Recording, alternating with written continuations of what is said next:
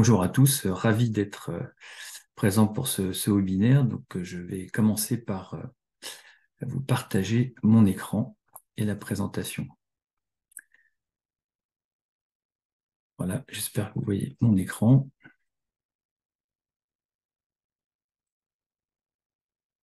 C'est bon pour moi. C'est bon? C'est Parfait. bon. Très bien. Allons-y. Alors déjà un petit mot sur nous. Donc nous, Vino Virtual, nous sommes donc une start-up qui a été initiée en 2020. Des suites, moi, d'une expérience de 15 ans dans l'export, dont une bonne douzaine dans les vins et 3 ans également dans une industrie autre, donc des télécoms. Et donc, en ce temps-là, ce que je faisais, c'était de l'accompagnement à l'export pour les producteurs de vin. Voilà, puisque donc j'ai travaillé pendant 7 ans chez Bifrance, devenu Business France, basé aux États-Unis, en Allemagne, comme je le précisais en aparté tout à l'heure. Donc, assez logiquement, le fait qu'il y ait eu un petit problème en mars 2020, je crois que vous vous en souvenez, l'idée était de dire est-ce qu'on peut pas aider donc les producteurs à faire des affaires autrement, au vu de cette situation qui pourrait potentiellement perdurer. Et donc d'où l'idée de Vino Virtual qui est donc aide à faire des affaires donc à distance sans avoir à se déplacer à moindre coût. Donc depuis nous sommes donc partenaires des vignerons indépendants et donc plus précisément ce que nous faisons, ces trois choses c'est de l'accompagnement avec la préparation export pour ceux qui vraiment débutent ou qui ont des besoins ponctuels. Un deuxième axe qui est le plus important, qui sont en fait les salons en ligne, des représentations mutualisées ainsi que des emailing pour aider à la prospection. Et enfin, nous accompagnons aussi dans le développement, proposant des services de commercial à temps partagé et aussi pour faire du coaching. Donc voilà pour nous. Et donc, en ce qui concerne ce que je voulais vous dire aujourd'hui, voici quelques éléments de cadrage. Alors déjà, on va commencer par l'économie. Donc tout ceci, je l'ai pris sur les dernières prévisions du FMI qui datent d'il y a 10 jours. En gros, pour faire simple, le FMI anticipe une croissance déjà plus faible et une inflation un peu plus élevée. Bon. Alors évidemment, quand on dit ça, ça fait pas forcément plaisir. Néanmoins, il y a des indicateurs qui sont plutôt rassurants. On voit qu'il y a des prévisions en hausse aux États-Unis. Ce ne sont pas des hausses spectaculaires qu'on a pu connaître par le passé. Néanmoins, bon voilà, on arriverait sur 2023 à 2,1% et on serait un petit peu plus faible en 2024. En Europe, c'est le contraire. Donc, alors les provisions sont abaissées, néanmoins, donc on progressait en 2024. Donc, en fait, ce qu'on peut voir, c'est que, c'est ce que j'indique ici, c'est que la reprise d'après Covid et aussi liée à l'invasion est inégale. Et c'est ça qu'il faut voir, c'est que d'un pays à un autre, on n'a pas forcément les mêmes résultats. Et donc, ça joue aussi sur la façon d'aborder un petit peu l'économie et certains marchés pour l'année prochaine. Là, je vous ai également indiqué quelle était l'inflation prévue pour 2023 donc, et 2024. Donc, elle est prévue en baisse de manière continue, ce qui est quand même un point rassurant pour la suite. Alors, si on fait un détail, alors là, je vais faire un détail, mais par rapport au vin. Ça, c'est les vins français. Donc, vous voyez qu'on a sur le premier semestre, vous voyez que aux États-Unis, il y a eu quand même, c'est un peu dérouillé, excusez-moi l'expression, mais on voit qu'on a de fortes chutes donc sur les volumes et en valeur, ce qui n'a pas été le cas sur les autres continents, comme on voit en Europe, où on progresse en valeur, mais on limite en volume. Et comme en Asie, voilà, on est sur des sujets un petit peu semblables, c'est-à-dire qu'on valorise davantage sur ces deux autres continents qu'aux États-Unis.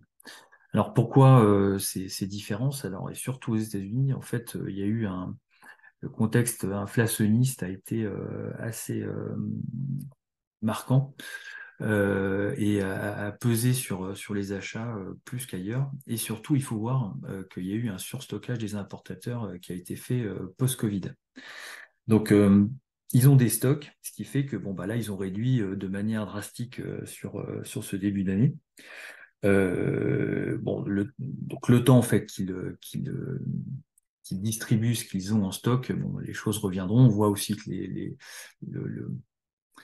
indicateurs économiques ne sont pas mauvais. Ils sont pas exceptionnels, mais on va dire que ça se reprend.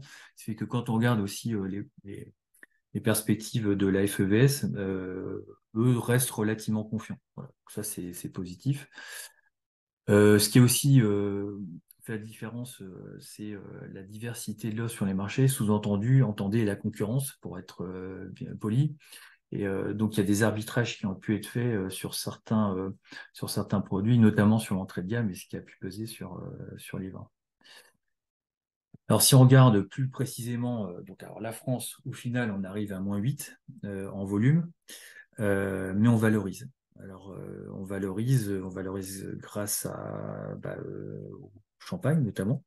Et vous voyez que les champagnes sont dans la même veine que la France, hormis qu'on valorise davantage. Donc là, je vous ai mis la valeur pour les mousseux. Je n'ai pas le chiffre champagne.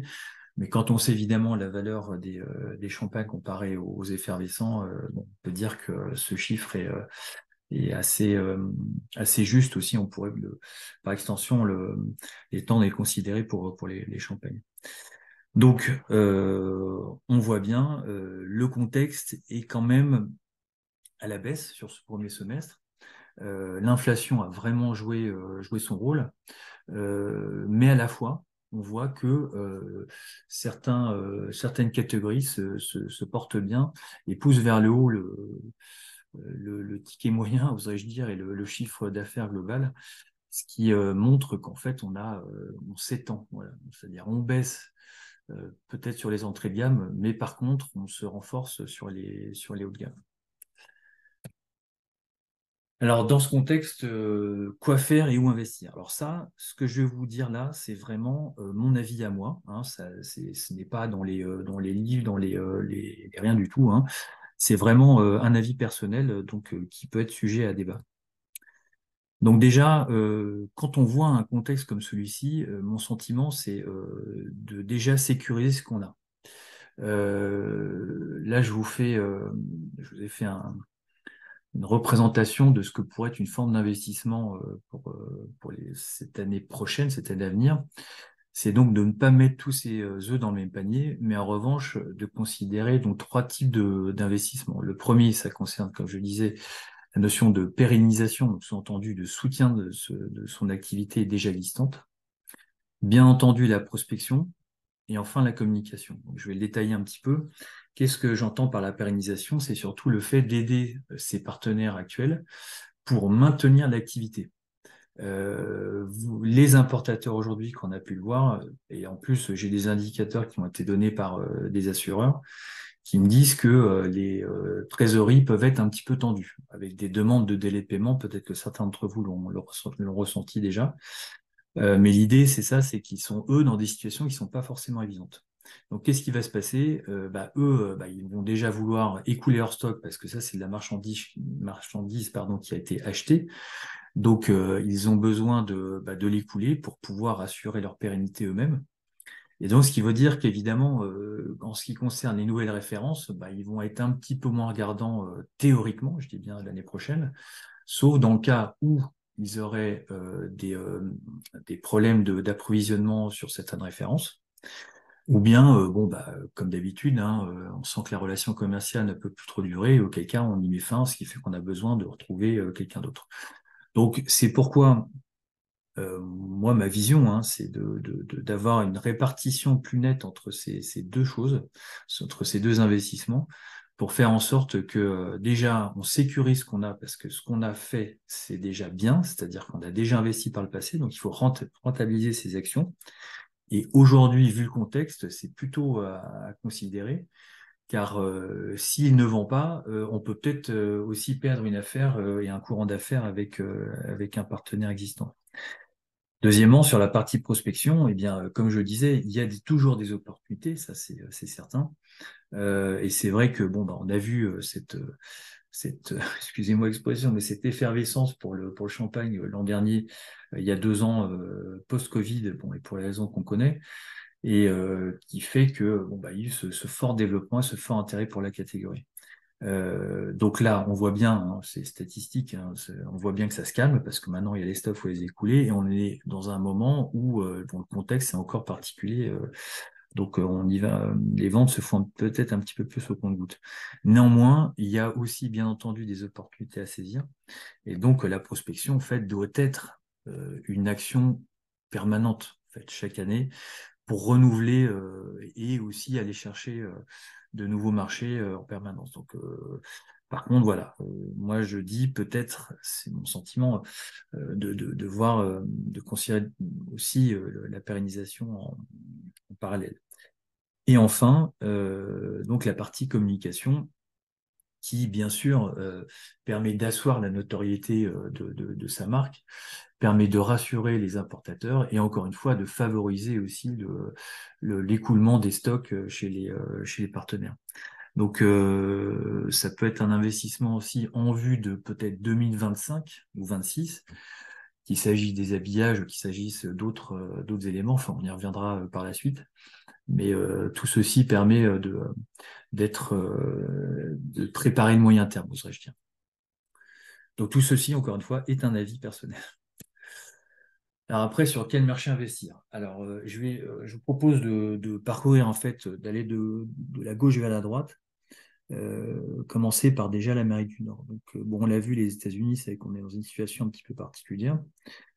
Alors, c'est vrai que quand on est un gros faiseur, je tiendrai peut-être pas le même discours, mais euh, quand on est vigneron, on peut avoir des volumes, mais je veux dire, on n'est pas une maison.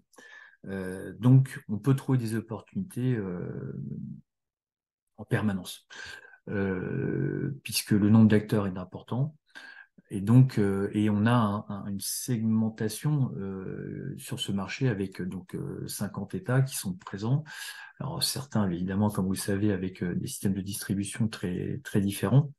Mais donc potentiellement, ce sont autant d'opportunités qui peuvent exister. Donc, je dirais pas que c'est le marché numéro un sur lequel j'investirais complètement. Néanmoins, bien entendu, il y a des choses à faire sur les États-Unis sur 2024. Le Canada, alors les dernières nouvelles là, qui sont venues aux oreilles, c'est que la SAQ est en train de faire des essais avec de nouvelles références, donc au détriment de celles qui existaient avant. Alors c'est pas le cas de toutes les références, mais donc il y a une espèce de pivot où donc là il y a peut-être des opportunités à saisir si on n'est pas encore présent sur alors là je pense notamment au Québec en l'occurrence sur la CBO je pourrais pas vous dire sur l'Ontario bon, voilà les dernières nouvelles en tout cas. Alors sur l'Europe, bon, alors là c'est très divers. Alors déjà je vais commencer par UK, donc UK qui reste bien sûr un des marchés principaux pour Champagne. Alors là, la différence près, c'est qu'on travaille plus avec les marques et les maisons là-bas. Mais bien entendu, les vignerons ont leur place et sont représentés.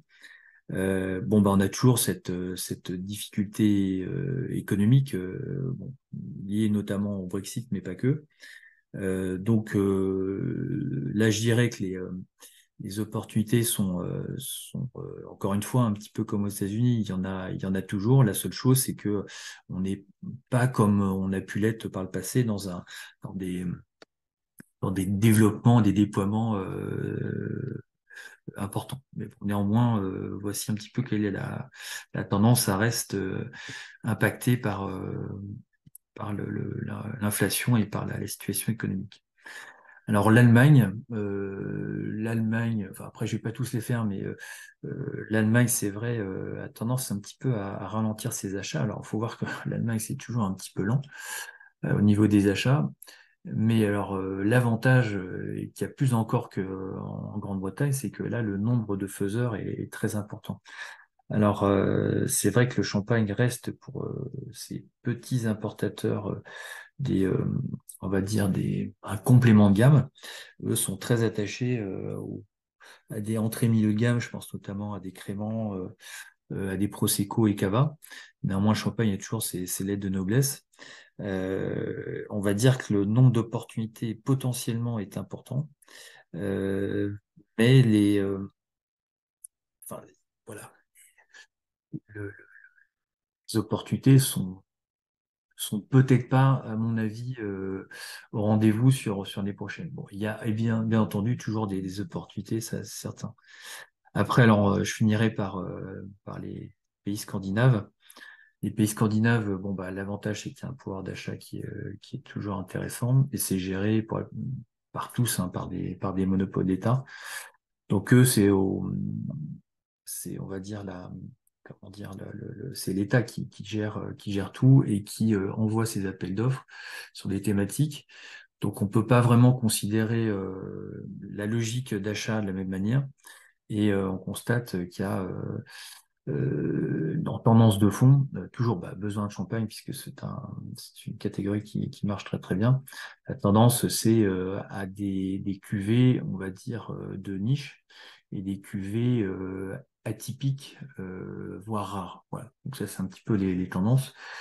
Euh, voilà ce que je dirais. Après, sur les autres marchés, bon, je pourrais m'étendre, mais tout ça pour dire en synthèse que euh,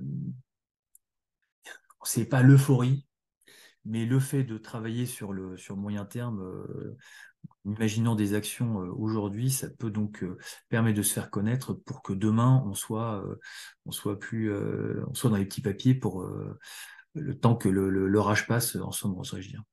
Alors après, il y a l'Asie. Alors bon, la Chine, on voit bien, c'est vrai que pour le champagne, la Chine, c'est pas fondamental. C'est un marché, c'est vrai, qui s'est vraiment calmé fortement depuis le Covid. Donc, toutes les courbes de croissance qu'on voyait jusqu'à maintenant ont tendance à être, je ne peux pas dire inversées, mais tout au moins les imports sont vraiment réduits. Et donc sur la catégorie champagne, je pense, quand bien même il y a eu un petit regain d'intérêt, enfin une découverte, on va dire, qu'on a ressenti en 2022, là on sent que bon bah les choses s'aplanissent et c'est pas vraiment le sujet. En revanche, il y a des zones qui sont intéressantes. Le Japon reprend un petit peu du poids de la bête après le Covid, alors que c'était relativement lent. Donc, et on sait que c'est évidemment un très beau marché pour le champagne. Donc là, il y a aussi un nombre d'acteurs importants et une consommation intéressante. Donc là, c'est vrai que ça reste des marchés intéressants à prospecter. On a Singapour qui, malgré le contexte, lui, surperforme à tous les niveaux. Donc ça reste intéressant. Ce sujet, c'est que Singapour, on est sur des petites, enfin un nombre d'acteurs relativement faible, avec surtout des opportunités qui peuvent être trouvées par des particuliers, parce que le nombre d'importateurs professionnels est important, bien sûr, mais ce n'est pas à la hauteur de marchés comme le Japon, par exemple.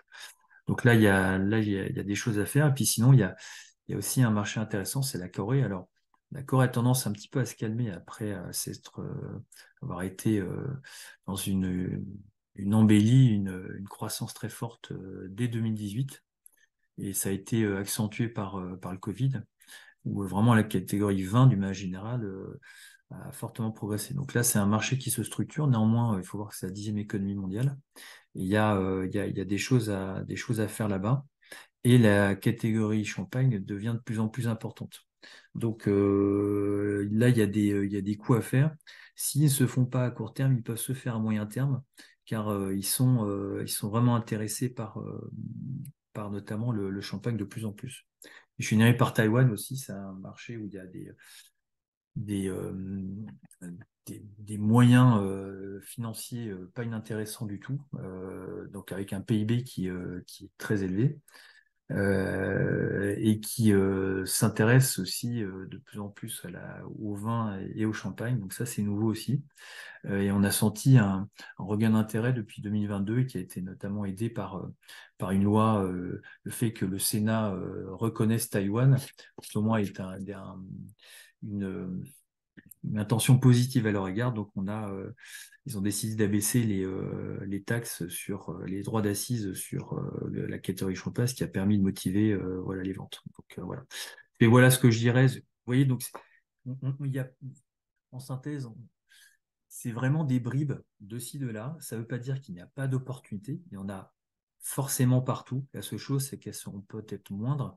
Et donc, la logique, en fait, d'investissement, il faut l'imaginer plus sur du moyen terme en disant, on prend contact l'année prochaine. Si on fait une vente, bah, évidemment, on est très heureux. Néanmoins, c'est aussi investir sur le moyen terme en se mettant à la place de l'importateur pour dire qu'on est là pour l'accompagner. Et c'est ça, et même si c'est pas pour faire affaire cette année, et qu'on sait que ce sera pour l'année prochaine, c'est un discours rassurant qui montre qu'on prend son temps, on se met à la place de son interlocuteur. Et ça, c'est vraiment, je pense, quelque chose d'important à considérer. Alors après la démarche, donc je pense que enfin, certains d'entre vous sont déjà bien, j'ai pu comprendre, représentés à l'export. Je vais vous donner quelques éléments qui me semblent importants. Après, évidemment, on peut en discuter. Donc, quand on est sur l'export, bah, vous savez, hein, il y a cette importance de s'organiser, ça c'est très important. Pourquoi s'organiser? C'est en vue de la rentabilité. Je pense que là, ce mot, il a d'autant plus de résonance cette année et l'année prochaine, étant donné qu'il se peut qu'on fasse chou blanc dans nos actions de prospection pour les raisons que j'évoquais par la suite. Mais le fait qu'on soit organisé, le fait qu'on soit préparé, évidemment, on réduit ce risque, et ce qui, à mon sens, est vraiment important. Donc aussi, dans la démarche vraiment on va dire, d'organisation, bah, ce qui est important, c'est de savoir quels sont ses objectifs. Donc, est-ce qu'évidemment, on y va pour trouver de nouveaux partenaires? Est-ce que c'est pour faire davantage la communication, c'est pour asseoir sa notoriété, donc faire connaître et aimer sa marque? Donc ça, c'est dès lors qu'on est déjà présent sur place. Donc, je reviens sur cette notion de pérennisation. Ça peut être de convertir ses prospects en clients, parce qu'on a déjà des contacts chauds, oserais-je dire, puis bah, il va falloir bah, que ça signe. Donc, quelles actions mettre en place pour ça? Et enfin, consolider, alors ça rejoint un petit peu ce que je viens de dire juste avant, la pérennisation. Donc, c'est faire en sorte que on consolide cette relation avec son partenaire. Voilà. En tout état de cause, il faut imaginer, c'est sur les objectifs. Alors, on peut imaginer que sur un an, en effet. Ce qui est bien, c'est de se projeter sur 2, 3, si on y arrive, car ça permet aussi de lisser ses investissements sur plusieurs années. Et donc d'avoir les actions qui s'y réfèrent en face. Bien entendu, qui dit objectif dit action, mais budget. Voilà. Donc comment je prévois ça? Est-ce que je finance sur fonds propres? Est-ce que je mets donc chaque année un petit budget, etc. Ou est-ce que il y a des aides aussi, on va y venir dans un instant. Est-ce que j'utilise ce genre de mécanisme? Enfin, tout est possible. C'est déjà évidemment la première question à se poser. Quelle est mon enveloppe? Donc simplement aussi pour vous donner quelques éléments de cadrage, quels sont les coûts? Alors certains évidemment les connaissent. Vous voyez bon, les coûts des salons par exemple, ça c'est hors échantillon les frais de déplacement. Les mini-expos qui sont en fait ces Business France, hein, par exemple, les salons internationaux en ligne, les fichiers, les missions de prospection. Bon voilà, vous avez en gros tout ça pour dire que aller à l'export, ça coûte. Donc c'est évidemment des arbitrages à faire en amont. On a des subventions, donc ça c'est quand même la bonne nouvelle. Il y en avait l'an dernier, vous vous souvenez, avec le chèque relance export, bon, ce dispositif n'est plus. Néanmoins, il y a des aides de la région, donc ça c'est toujours positif, notamment pour la notion de salon, donc ça c'est très intéressant.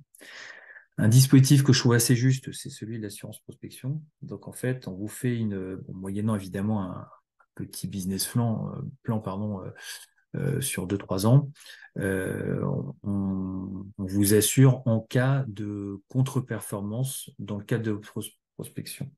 Donc sous-entendu, vous dépensez 10 000 et vous pensez faire 100 000 de chiffre.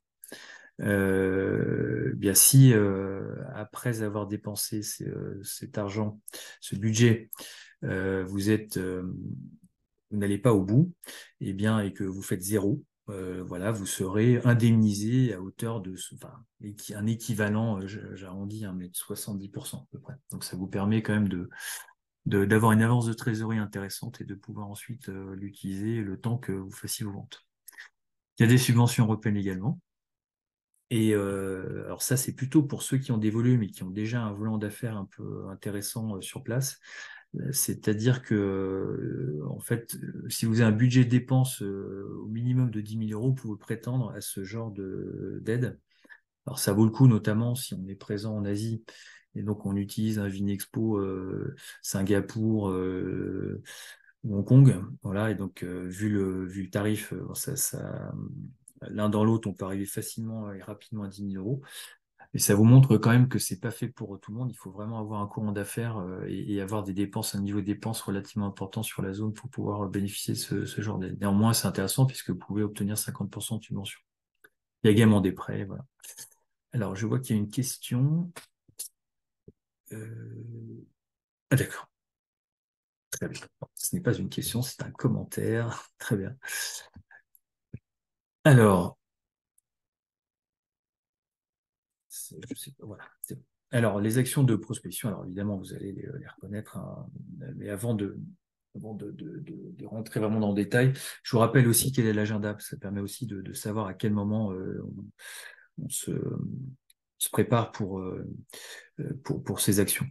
En gros, l'agenda de l'export, c'est le suivant. En janvier, on fait service du stock et c'est les vacances des importateurs. Donc, en fait, ils sont assez peu disponibles. Ils profitent un petit peu de leur temps pour eux. Après, donc les fêtes de fin d'année.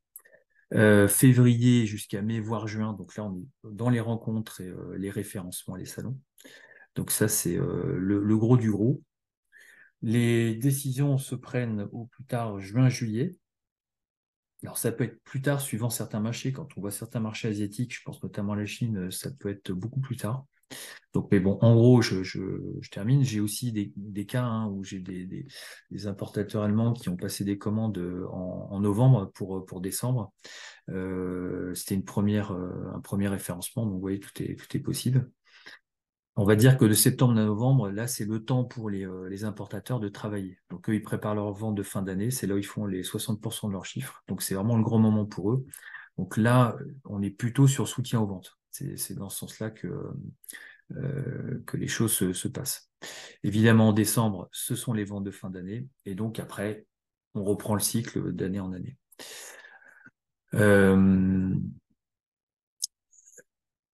je vais continuer. Voilà, avec bon, les actions qu'on peut imaginer, vous les connaissez pour certains. Évidemment, la prospection par mailing. Ah, un problème avec mon slide. Voilà, ça arrive. Obtenir, donc, c'est avoir des listings à jour. Alors, Business France les vendait, apparemment, ils ne les vendent plus aujourd'hui, donc ça, faut regarder. Vous avez Besoin Porters, bon, nous-mêmes, nous en avons également qu'on peut mettre à disposition pour des emailing. Bon, il y a les recherches sur Internet et certains confrères qui, alors évidemment, peut-être pas forcément dans la même région, mais ça peut être intéressant d'avoir des contacts par ce biais. Bon, l'important, évidemment, c'est d'avoir les bons interlocuteurs. Les prospections sur salon qui permettent salon et notoriété. Donc, nous, ce qu'on recommande, c'est les salons internationaux. Ça a du sens, moins pour se prospecter, mais plus pour en fait faire assurer comment dire, le courant. Donc, c'est intéressant dès lors qu'on a un courant d'affaires plus ou moins important et qu'on a déjà au moins 5 ou 6 importateurs avec lesquels on travaille, puis ça permet donc de rassembler tout le monde sur un seul même point, parce que les coûts sont relativement importants. Pour la prospection, ça peut se faire, évidemment, les salons internationaux, dès lors qu'on les a préparés en amont, et c'est important. Les mini-expositions que vous connaissez, Tessine France, aussi les champagnes de vignerons, avec leurs actions, aussi bien sur Wine Paris, mais aussi que dans le cadre des Printemps des Champagnes, et d'autres actions aussi qu'ils organisent. Et puis des gens comme nous, voilà, qui organisons des rendez-vous B2B en ligne. Donc, tout ça, je dirais que c'est une question à la fois évidemment de feeling, c'est évidemment beaucoup mieux de pouvoir faire déguster les produits en direct. La seule chose, c'est qu'évidemment, il y a une notion de coût, et donc après, ce sont des arbitrages que l'on peut faire. La notion de VIE, alors je vais en parler brièvement, ce sera plus les agents. C'est vrai que quand on a des agents, c'est intéressant. Ce qui est important, c'est d'avoir un coaching serré, comme je précise, de manière à les motiver et pour qu'ils aillent vendre sur le terrain. Donc ça, c'est vraiment important. On a peut-être quelquefois, certains sont spécialistes de certaines zones. Donc voilà, l'idée, c'est de réussir à assurer ce développement pour aller plus loin.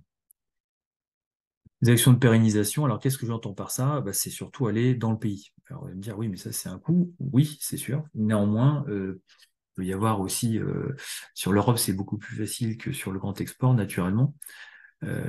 Tout ce qui vise à raffermir les relations, c'est positif. Donc, aller sur le terrain pour faire découvrir son produit aux clients de vos clients, c'est excellent puisque, évidemment, vous allez aider à écouler les stocks et donc réassurer votre réassortiment. Je vais vous donner un exemple, hein, je le donne souvent. Bon, j'ai une petite carte d'agent, je vois quelques champagnes et des vins, notamment en Suède. La première fois que j'y suis allé, on a vendu donc une palette de champagne, une palette de Bourgogne. La dernière fois que j'y suis allé, on a vendu dans la foulée 3 palettes. Et en fait, maintenant, on est sur un rythme de 3 palettes par an de champagne auprès de ce même importateur parce que on a étendu sa, sa zone de chalandise en allant voir des revendeurs et ça c'est extrêmement positif parce que ils achètent plus, ils sont en confiance, ils comprennent mieux le produit et donc ça fait la différence. Ça marche très très bien notamment aux États-Unis ce type d'action. Ils sont coutumiers du fait. L'invitation sur lieu de production, donc sous-entendu votre importateur s'il est en tournée en France, en Europe, l'inviter sur la propriété. Si on a une chambre en plus, ça peut être une occasion de l'accueillir chez soi pour vraiment nouer des liens forts et aussi lui faire découvrir les produits, le former. Et ainsi, comme ça, on est vraiment dans une relation extrêmement forte qui fait que il n'ira pas voir ailleurs. Et ça, c'est vraiment très important. Donc, dans une situation comme celle-là, un petit peu complexe, ça peut toujours avoir du sens. Ce qui est intéressant aussi donc, dans cette partie-là, c'est motiver les commerciaux de votre importateur. Concours du meilleur commercial. Vous le faites venir en France pour passer un week-end. Alors évidemment, c'est plus facile à faire et moins coûteux s'il il est basé en Europe. Mais vous voyez, ce genre de choses, ça peut être très intéressant parce que ça motive les commerciaux. Alors là, qui dit commerciaux dit qu'il faut avoir une taille moyenne, voire entre petit et petit moyen, voire plus. Mais tout ça, ça peut aider vraiment vos importateurs à dynamiser leurs ventes en motivant vos commerciaux qui sont vos ambassadeurs en fait.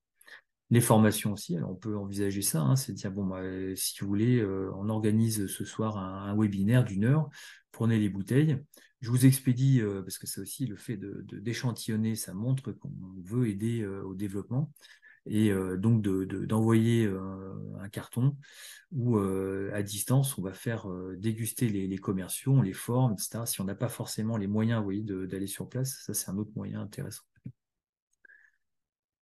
Et puis, alors évidemment, il y a les actions de communication qu'on peut imaginer. Alors, bon, pour certains, ce sera j'enfoncerai des portes ouvertes, je m'en excuse. Mais c'est vrai que quelquefois, on a tendance à dire, bon, j'ai mes cartes, j'ai mes plaquettes, tout va bien. Bon, si on a un petit peu de temps, le fait de les mettre à jour, ça peut être intéressant et ce qui, notamment dans vos actions de prospection, permet de rassurer et donne du sérieux à votre démarche. Le site web toujours, donc notamment par du contenu, c'est ce qui va permettre, tout comme les réseaux sociaux, d'animer votre activité. Alors c'est vrai que quelquefois c'est un petit peu fastidieux. Il y a des gens qui font ça très bien et ça peut faire partie d'un budget. Pas forcément heureux, mais par contre, ça montre qu'on est vivant, ça montre qu'on a envie de progresser, qu'on a envie d'informer, d'être proche de ses clients. Et c'est imaginer que on fait de la communication pour les clients de nos clients, pour vraiment nos clients finaux, qu'ils soient français en particulier ou, mettons, au Japon, que sais-je. Donc ça, c'est vraiment important de considérer ces actions-là. Et la notion de newsletter, alors c'est vrai que la newsletter a du sens dès lors qu'on a quand même un courant d'affaires à l'export qui est important puisqu'on l'a fait pour plusieurs. L'avantage du chartage, c'est que bon, bah, ça donne un petit peu du sérieux. Si pas chartage, ça peut être un email où on donne des nouvelles auprès de son importateur. Les vendanges se sont bien passées. Je vous souhaite plein de bonnes choses sur les fêtes de fin d'année. N'hésitez pas si vous avez besoin. Oui, des choses comme ça pour montrer qu'on est là et surtout on nous oublie pas. Et ça renforce encore la relation. Ça, je le dis toujours parce que quand on est en phase de prospection, l'intérêt de communiquer via un PowerPoint est toujours bien parce qu'une fois qu'on s'est rencontré, on demande un dossier. Un dossier, c'est quoi? C'est avoir tout sur un fichier ou deux. On a les prix d'un côté et on a le PowerPoint. Et dans le PowerPoint, vous avez tout. Vous avez l'histoire, les photos, les fiches techniques. Bref, on a vraiment tout. Et ça, c'est réutilisable à façon par l'acheteur. Ils se construisent des dossiers. Et en fait, ils intègrent ces informations là-dedans. Ce qui fait que voilà, ça peut être aussi un moyen d'action. Communiqués de presse qui ont un sens dès lors qu'on a une innovation ou quelque chose de vraiment particulier à indiquer. Sans quoi, bon, bah, les communiqués de presse, ça n'a pas forcément de sens. Hormis, enfin, non, mais pas hormis. C'est vrai que si on veut avoir une diffusion un peu mondiale, vous avez Sizen qui, en fait, aux États-Unis, qui permet d'avoir une vision un petit peu plus internationale en un seul point. Donc, par contre, il faut être de mèche avec une agence américaine. Bon, il y a des Français qui gèrent des agences là-bas. Sinon, ça veut dire qu'il faut faire de la communication en vue d'un marché particulier, enfin, en direction et pour un ciblage d'un marché. Donc, ça peut être fait, mais bon, voilà, il faut considérer ça aussi au cas par cas. Les médailles, j'entends quelquefois certains vignerons dire bah oui, mais ça n'a plus trop de sens, etc. C'est absolument pas juste. C'est important, pourquoi? Parce que si on a une très très bonne note, de toute façon, ça fait de la communication parce qu'on a, et vous l'avez peut-être déjà expérimenté, on a immédiatement des acheteurs qui viennent toquer à votre porte. Donc ça peut amener à soi des acheteurs, mais aussi au-delà de ça, c'est qu'on rassure l'acheteur. C'est-à-dire que s'il déguste et qu'il voit que par ailleurs vous avez une médaille d'or, n'importe laquelle, voire argent, mais or c'est mieux, ça rassure l'acheteur. Ah d'accord, bah donc c'est bien ce que je pensais. Par ailleurs, c'est que son commercial, lui, va pouvoir mieux vous représenter. Donc il y a tout intérêt à le faire. Donc c'est peu cher et ça peut offrir une communication intéressante à moyen terme. Voilà, bon, il pourrait y en avoir d'autres, hein, bien sûr. Moi, je vous en ai sélectionné quelques-unes de ces actions. Voilà. En conclusion, très bref. Donc, vous avez vu le contexte un petit peu incertain. C'est vrai que moi, j'ai tendance à dire qu'il faut peut-être repenser un peu les choses pour l'année 2024 en répartissant ces investissements. Donc, penser davantage aux actions de pérennisation comparées avant. Mais bon, évidemment, toujours conserver une activité de prospection pour être aux aguets de toute opportunité. Et enfin, donc structurer sa démarche avec des actions que j'ai pu vous expliquer ou vous détailler. Voilà. J'ai fini pour ma présentation. Merci pour votre présence.